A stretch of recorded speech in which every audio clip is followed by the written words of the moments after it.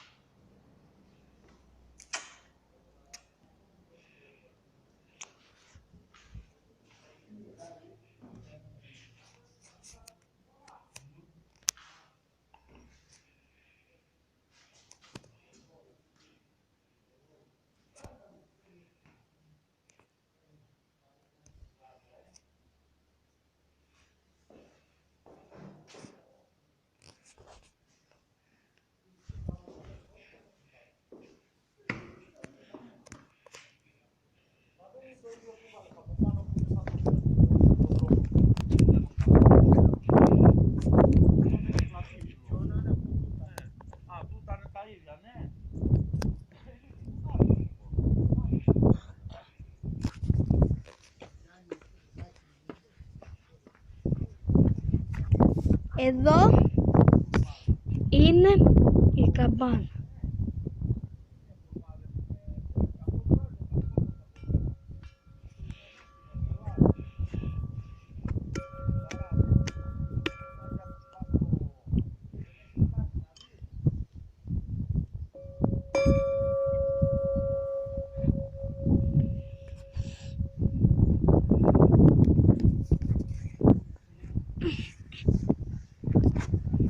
Και πάμε να κάνουμε τον κύκλο. Εγώ είμαι ο Παντελής Φουντουλάκης. Ο Αματσετός. Ο δρόμος ο καινούριος που πάει προς Αστεία με τον παλιό. Ο δρόμος ο καινούριος είναι αυτός και ο παλιός αυτός.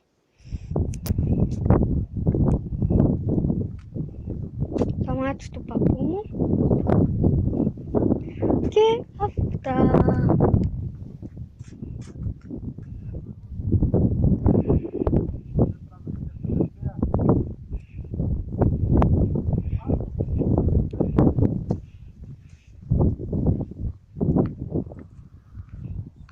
Παππού! Σκάβει! Το σκελάκι είναι χαλωμένο αυτό εδώ, θα τα ξεσελώσεις και τα δυο. Εύκολο είναι. Εμένα είναι λιανό.